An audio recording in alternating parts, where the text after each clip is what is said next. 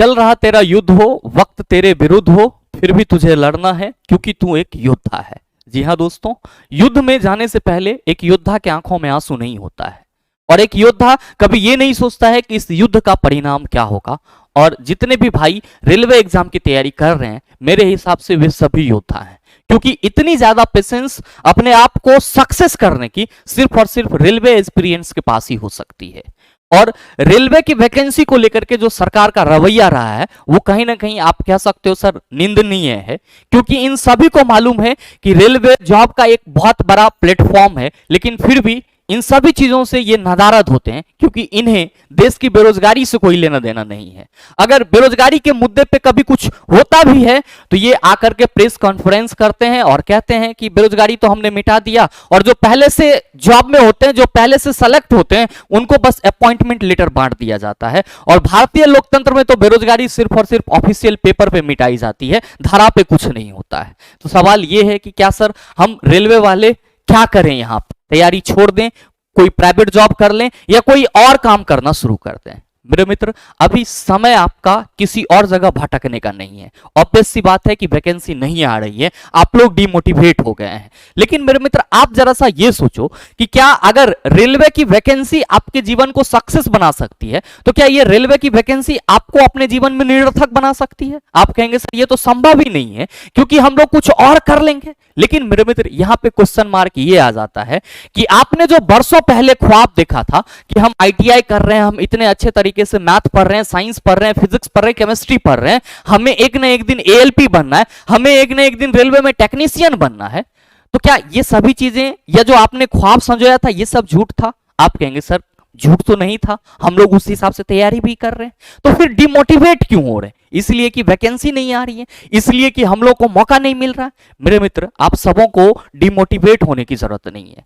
बस मैं यही कहूंगा कि भारतीय लोकतंत्र में यह हमेशा से होते आ रहा है कि जब भी आम चुनाव का समय आएगा, आपको अलग अलग सेक्टर में वैकेंसी देखने को मिलेगी, और खास करके रेलवे सेक्टर में आपको वैकेंसी देखने को मिलती है। चाहे आप 2014 के चुनाव की बात करो, या फिर 19 के चुनाव की बात करो, या फिर आने वाले चुनाव की बात करो, आपका आने वाला चुनाव लाइनअप है, और कहीं ना कहीं आपको रेलवे में सर एक बहुत बड़ा वैकेंसी देखने को मिल सकती है।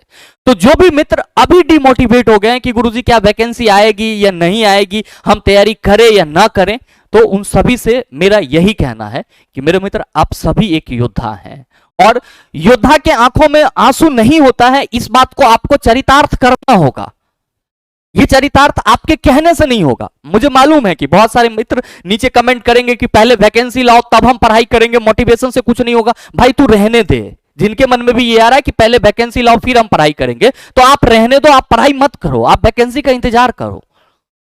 ये वीडियो उनके लिए है जिनके मन में ये कसक है कि गुरुजी हम तैयारी तो कर रहे हैं, लेकिन हमें हमारे हिस्से का जो मौका है वो नहीं मिल रहा है। तो मेरे मित्र आपको परेशान होने की जरूरत नहीं है, आपको आपके हिस्से का मौका मिलेगा, क्योंकि भारतीय लोकतंत्र एक दिन में बदला नहीं जा सकता है। यह मेरे एक वीडियो में कटु वचन बोल देने से भारतीय लोकतंत्र में परिवर्तन नहीं हो जाएगा, यह चीज आप सबों को मालूम है।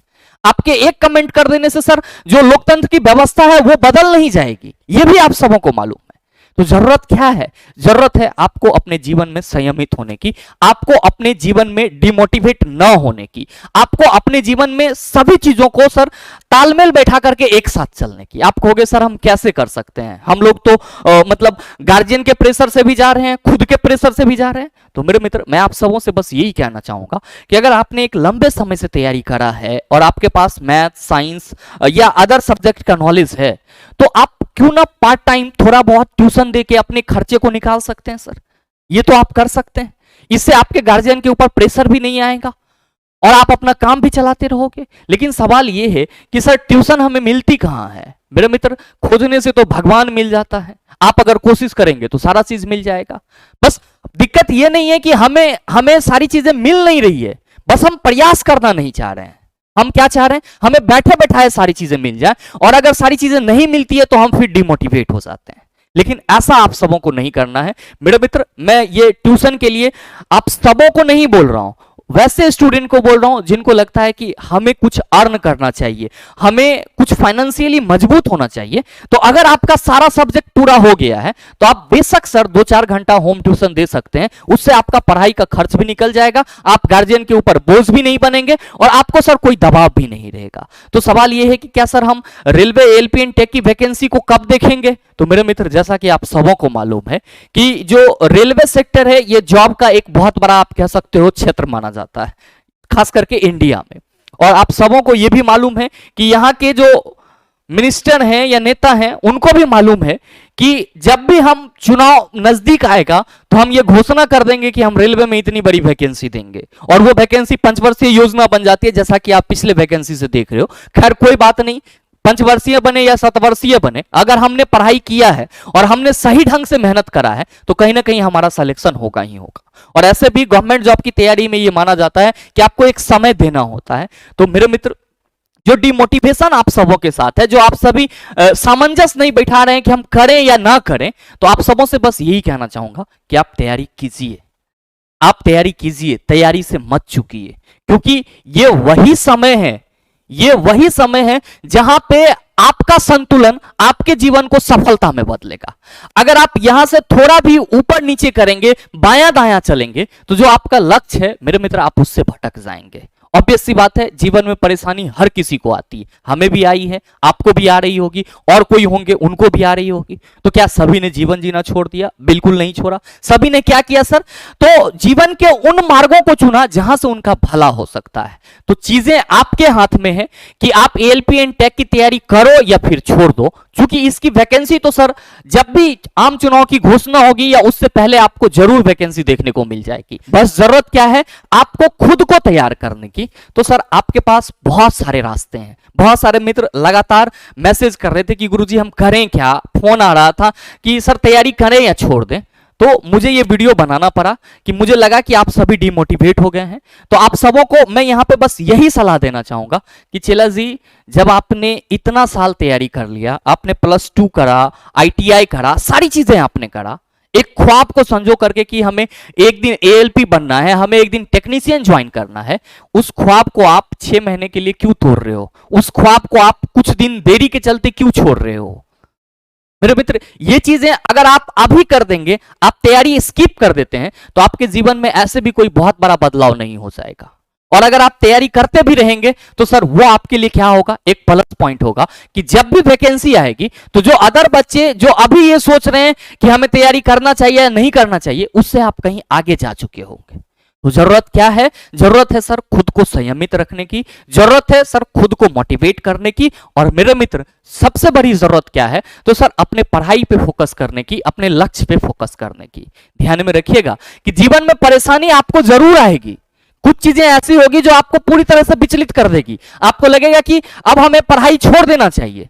लेकिन मेरे मित्र, जब आपके मन में या जब आपके साथ ऐसा सिचुएशन बने कि आपको पढ़ाई छोड़ देना चाहिए, तो बस एक चीज याद रखिएगा कि क्या किताब से दूरी बना लेने से आपके जीवन में परिवर्तन हो जाएगा? जिस परिवर्तन की कल्पना आपने आज से 6 साल पहले करा था, आप कहेंगे सर संभव ही नहीं है, हमें फिर कहीं पे जाकर के प्राइवेट फॉर्म में काम करना होगा, हमारी जिंदगी जो है वो दूसरों के हाथ में होगी, वो जैसे कहेगा हम वैसे कठपुतली की तरह नाचते रहेंगे।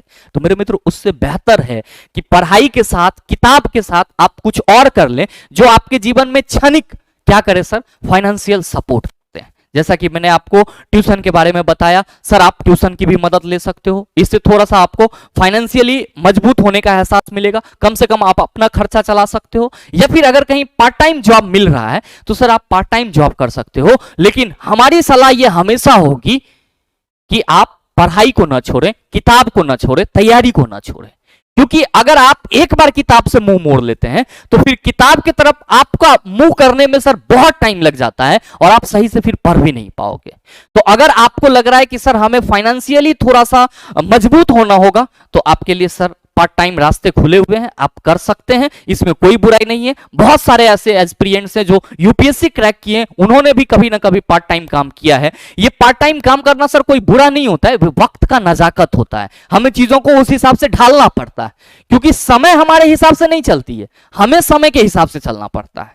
तो बस मैं आपसे यही कहूंगा कि रेलवे की वैकेंसी आएगी, आप सभी डिमोटिवेट ना हो। जिस तरह से जीडीसी की वैकेंसी आई है, पहले रेलवे कोटा के तहत भर्ती करता है और फिर डायरेक्ट भर्ती निकालता है। तो सर जैसा कि आप सभी नोटिस पे नोटिस देख रहे होंगे कि रेलवे में 3.12 लाख वैकेंसी खाली है, तो कहीं ना कहीं ये वैकेंसी आपको देखने को मिलेगी और बहुत ही जल्द देखने को मिलेगी। तो बस आप सभी डिमोटिवेट ना हो, आप सभी परेशान ना हो, आप अपने तैयारी में लगे रहिए। अगर आपको ऐसा लग रहा है कि सर हमें थोड़ा सा आर्थिक मजबूती चाहिए, तो आप कुछ ना कुछ पार्ट टाइम जॉब कर सकते हैं। और पार्ट टाइम जॉब में मेरे मित्र मैं सबसे बेहतर मानता हूं होम ट्यूशन को। इससे क्या होगा कि सर चीजें रिवाइज हो जाएगी और जो छोटी मोटी बातें होगी वो आपका क्या होगा, आपके माइंड में सेट हो जाएगी। तो मेरे ख्याल से इतनी चीजें आपके लिए काफी है कि आपको तैयारी करनी है या छोड़नी है, और आप बातों को समझ पाए होंगे। और उम्मीद करते हैं कि आपको ये वीडियो भी अच्छा लगा होगा। अगर आपको ये वीडियो अच्छा लगा तो वीडियो को लाइक कीजिएगा और हाँ, ज्यादा से ज्यादा शेयर कीजिएगा, ताकि वैसे सभी बच्चों तक ये वीडियो पहुंच पाए जो एएलपी की तैयारी करें या ना करें, इस उधेड़बुन में फंसे हुए हैं। और हाँ, अगर आप चैनल पे नए हैं तो सब्सक्राइब करके बेल आइकन दबा लीजिएगा, ताकि इस तरह के मोटिवेशनल और एग्जाम रिलेवेंट वीडियो सबसे पहले आपके पास पहुंचे और आप उसको सबसे पहले देख पाओ। मिलते हैं फिर अगले वीडियो सेशन में, तब तक के लिए best of luck, thank you, have a nice day.